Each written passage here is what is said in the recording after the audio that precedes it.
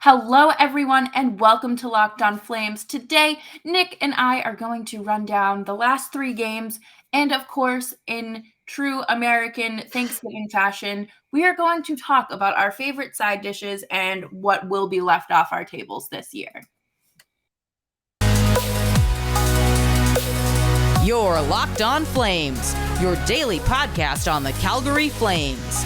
Part of the Locked On Podcast Network, your team every day.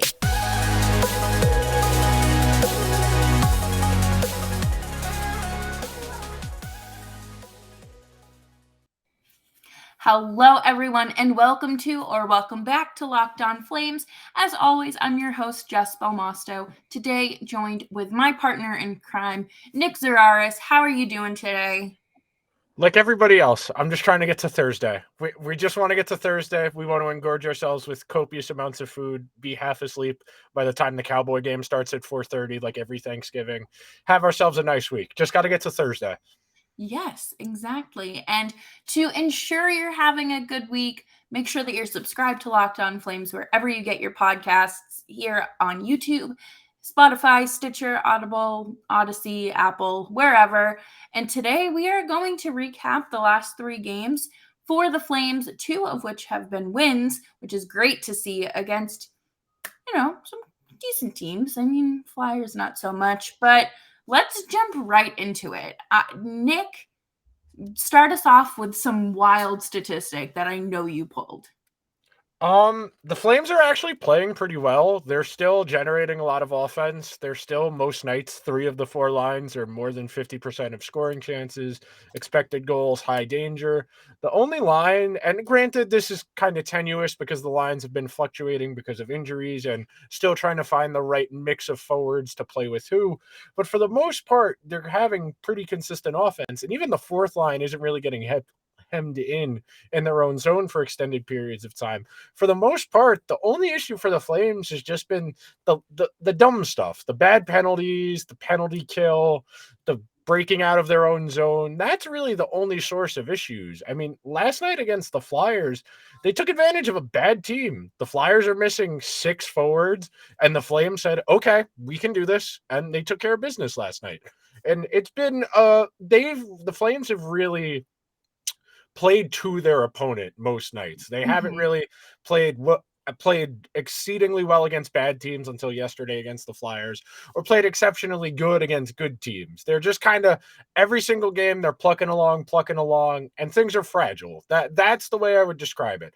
It's good they got 2 wins out of 3. They've won 4 out of their last 5. They're starting to slowly put it together, and you start to get an understanding of what this division is going to look like and what the Flames need to work on still. The last couple games are encouraging. That's what I would say to you. Yeah, I definitely think that the game against the Panthers was kind of a game changer, and Yes. it was brutal. Just kind of, okay, the Flames scored, all right, the Panthers score, and it was just like a tit for tat thing going on there until obviously the shootout. And to go to extra hockey against the team that was, the biggest trade of the summer and franchise changing for, I guess, both teams. But for them to come out of that in a revenge game, if you will, with a win, I think was huge and was a confidence builder. I think that, if you can win against a playoff team on the road and, maybe this is something good going on here. And they scored what? 5 goals. So I think they're finally finding their rhythm there. That's the thing. And I'm guilty of this. I know a lot of analytics people are guilty of this. Sometimes we do overcomplicate this where we don't include the human emotion part of it, that game to game, you're high, you're low, depending on what happens in the given game. And that was the first time we've really seen the Flames take a punch in a game and still keep persevering through. because Thursday night, the game against Tampa Bay was the complete opposite. They had Lucic score that goal. It got disallowed for offsides. Tampa Bay scored, I think, 15 seconds later.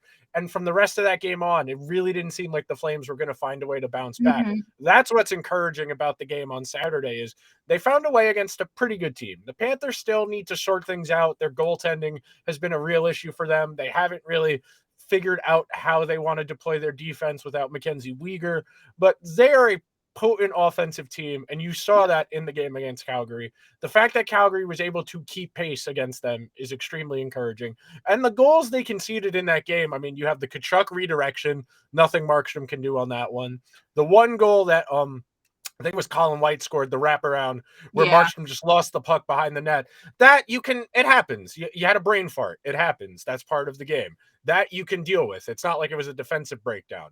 That's the thing that's encouraging here. We talked about this 2-3 weeks ago going into that game on the Thursday night against the Bruins. Can they start putting together good hockey consecutive games in a row where even if they don't win, do you feel like you still have something positive to take away? And right now, I feel like I can say that, especially after they were just able to out talent the Flyers last night. That game was close for most of the game, but it Yes. never really felt like the Flyers were going to take that game away from Calgary. Definitely. And I think with last night's game against the Flyers, it was, the Flames held control the Yes. entire time. And Markstrom had some really impressive saves. And one of my biggest concerns in this last few weeks has been Markstrom's ability to track the puck. And, if there's going to be a lot of bodies in front of him, can he just stay laser focused and not get distracted? And that is not easy. That is not something that, an average human being can do. But if anyone's going to do it, a goaltender of his typical caliber will. And one of my favorite things from last night was absolutely Huberdeau's goal.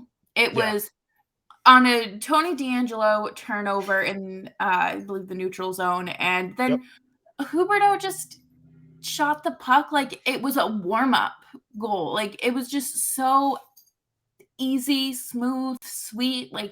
And even though it wasn't like the fanciest goal or anything like that, I loved what we saw, and it was a great way to start the night.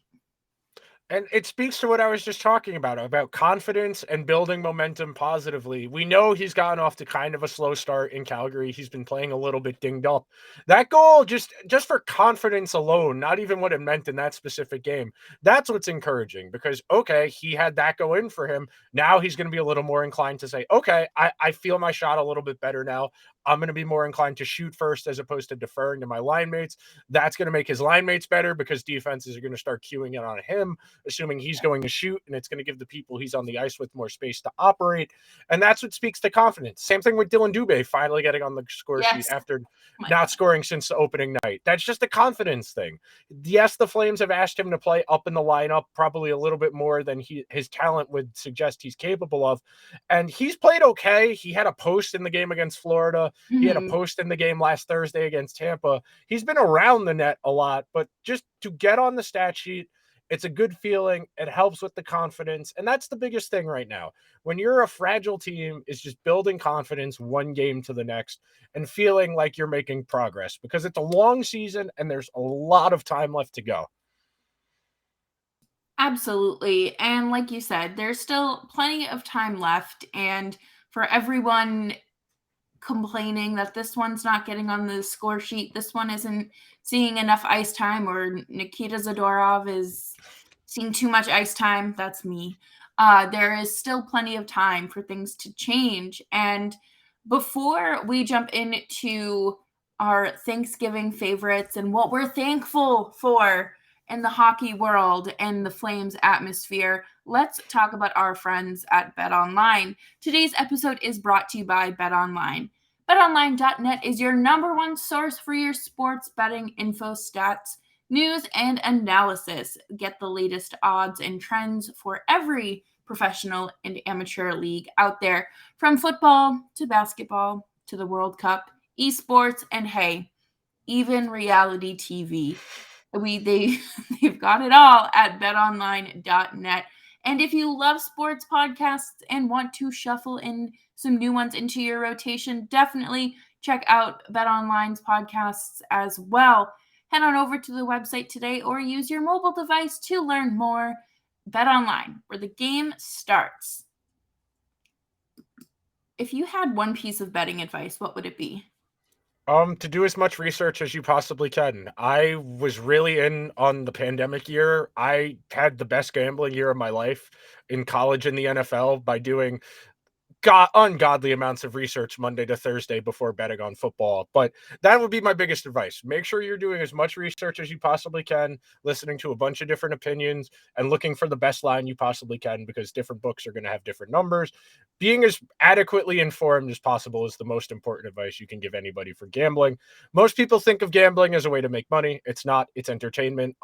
Most people are just gambling for fun, and keep that in mind. Yes, please gamble responsibly. Yes. There are resources out there to help you just in case.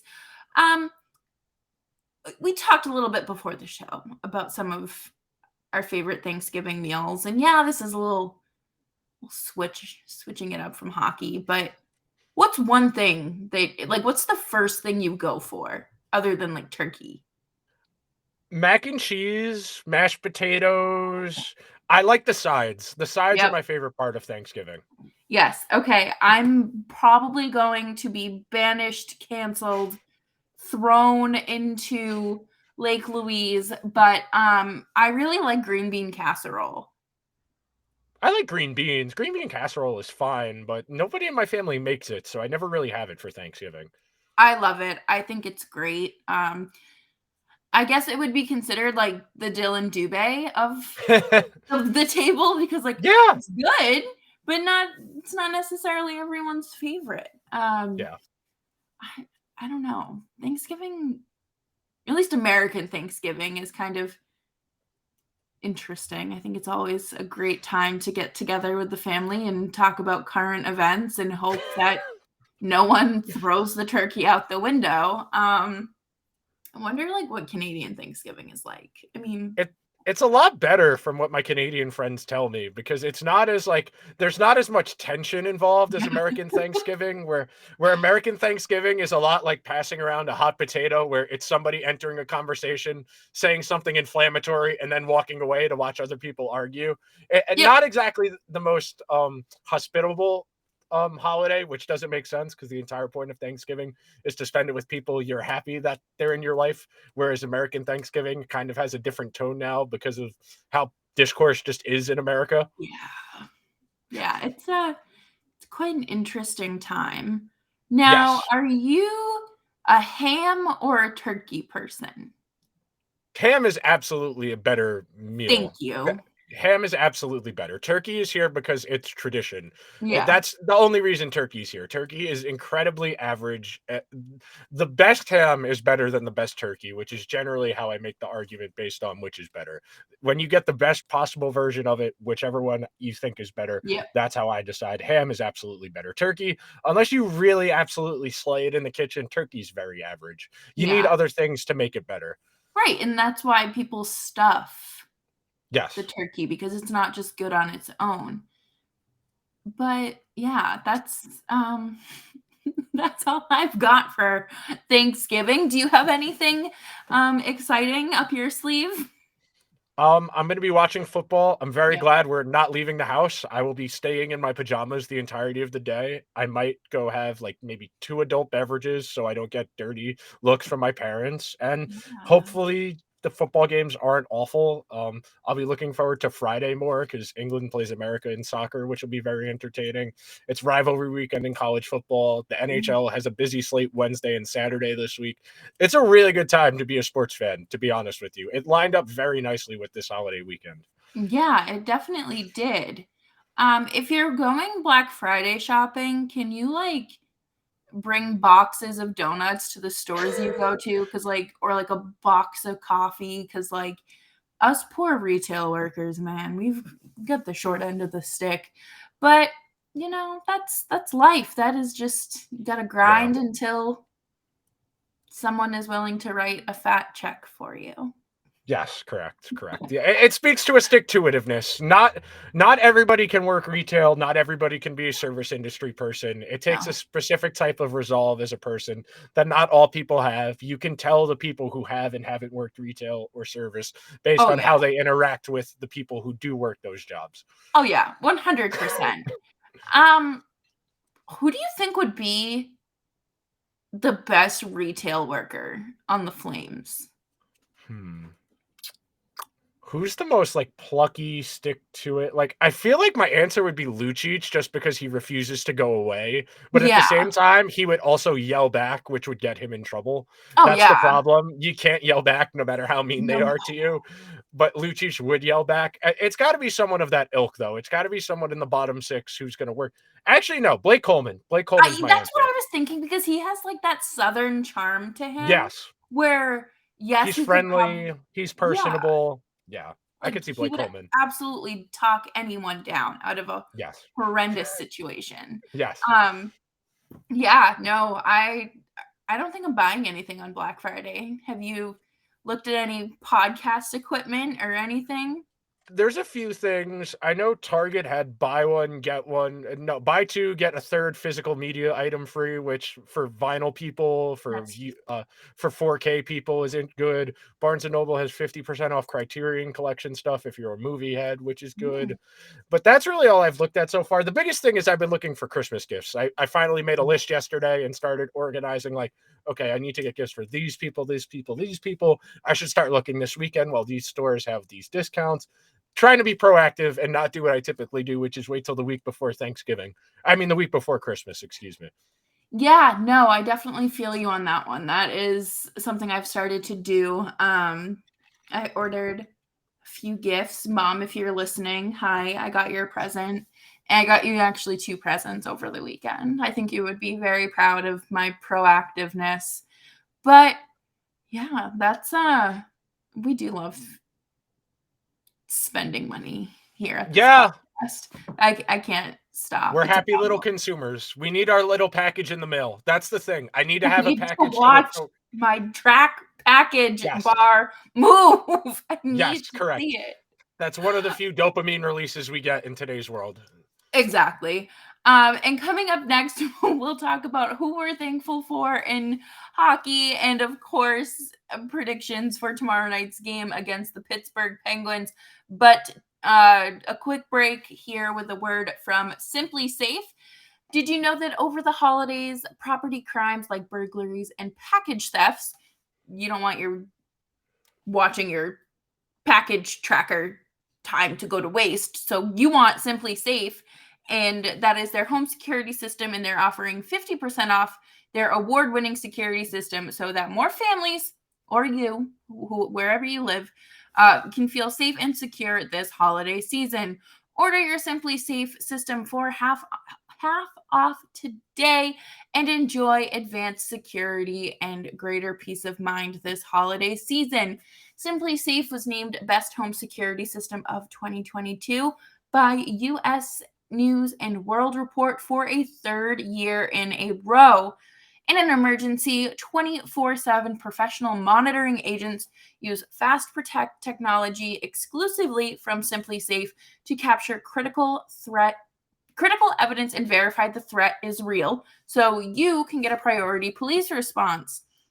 With the top-rated Simply Safe app, stay in complete control of your system anytime, anywhere, arm or disarm, unlock for a guest, access your cameras, or adjust system settings. Don't miss your chance to save big on the only security system that I would recommend. Get 50% off any new Simply Safe system at simplysafe.com/lockedonnhl. This is their biggest discount of the year, so don't wait. That's simplysafe.com/lockedonnhl. There's no place like Simply Safe. I think that Flames fans have a lot to be grateful for this season. Okay, please. I I'm think curious. I think that they should be grateful for Brad Treliving throwing in the towel Yeah.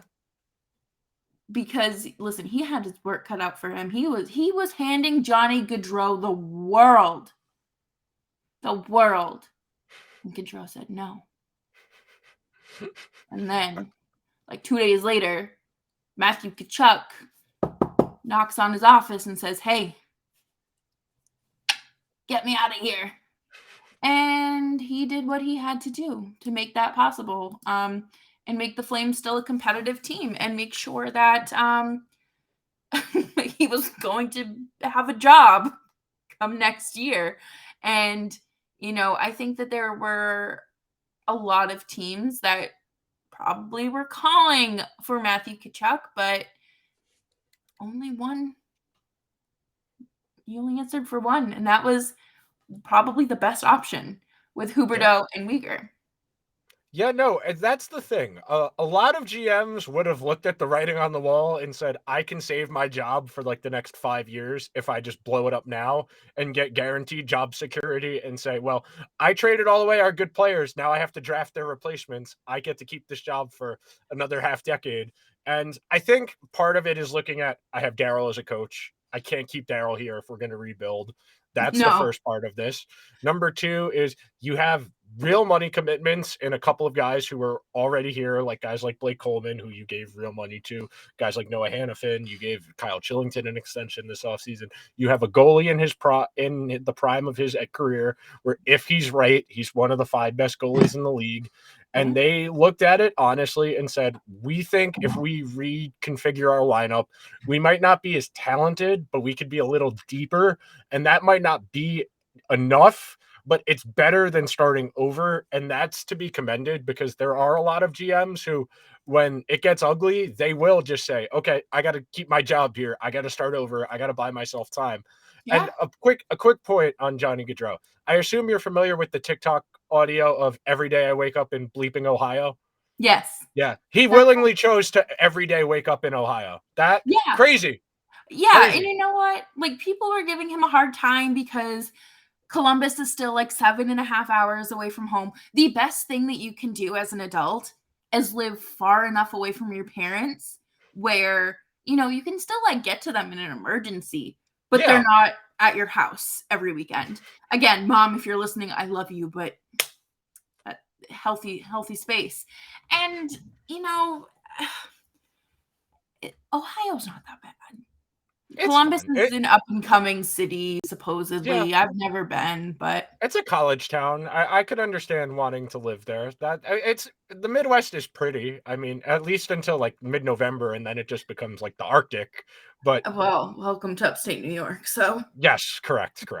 I'm sure he's fine with winters. He's spent them all in Calgary. Yeah, that's a good point. East Coast kid, anyways. He knows all about the god-awful storms. But as a Rangers fan, what are you thankful for? Adam Fox's dad being a Ranger fan, because if Adam Fox's dad wasn't a Ranger fan, Adam Fox wouldn't be on the Rangers right now, and the Rangers would not be a very good hockey team. That's fair. Yeah.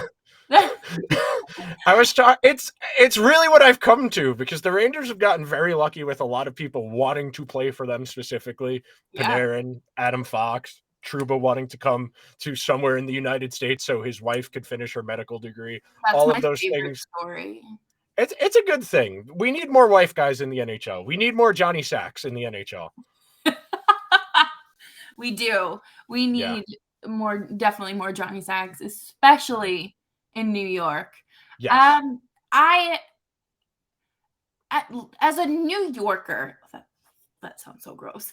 I loved watching people like in their Rangers gear at the grocery store. I was like, this is amazing. Like, this state is finally having success in something other than baseball, or in not football. I mean, they only play it in Buffalo. The other 2 teams are in Jersey technically, but like, it was great to see that, especially with the expectations going into last season. I don't think anyone really pegged them to be an Eastern Conference final team.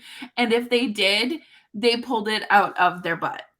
Yes, correct. They were 25-1 to win the Stanley Cup going into last year, and they got within 2 wins of playing for the Stanley Cup. Colorado would have murdered them, but Oh, yeah. they could have gotten there. Funny enough, you mentioned that about the, people in New York caring about the Rangers. Over the summer when I was driving back from Montreal and stopped at the border going through customs, and I was wearing a short sleeve shirt at the time, and I very clearly have a Rangers logo here on my forearm. And the customs agent looks at me, he looks at my arm, like triple looks at it. He's like, "Really?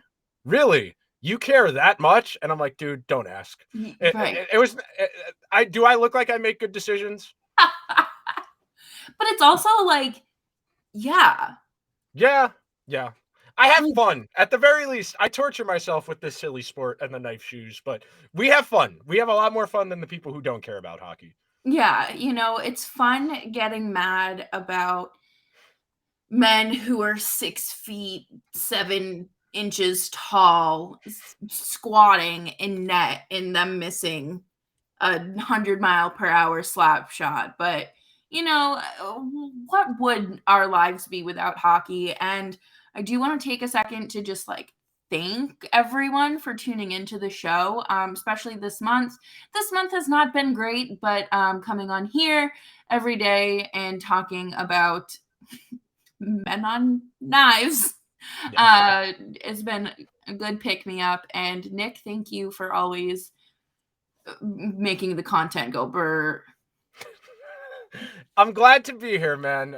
It's fun to do this. Like you say, every time we do this, it's nice at the end of the day to just say, all right, I get to go talk hockey with one of my friends for an hour, and we have a great time every time. Yeah, exactly. And, there are a ton of other creators out there that have been busting their butts, and obviously they know who they are.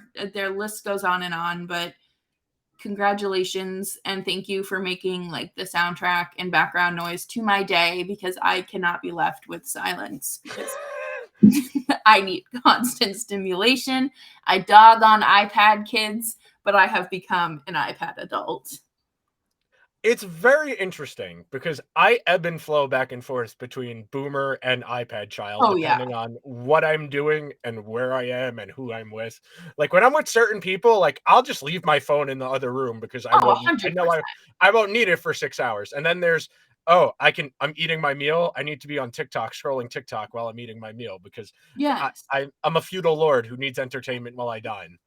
Oh yeah, no, I was doing laundry the other day and I was like, I need to listen to something. Yes. I don't care that I'm just putting things in the washing machine and pouring laundry sauce and laundry detergent over things. There needs to be someone else speaking or singing. But if this show is that to you, I'm so glad you're tuning in and just hanging out with us. And make sure you're listening to Liberty Blue Pod. That usually comes on when I'm making my dinner on Monday night. So I do my best to catch that live.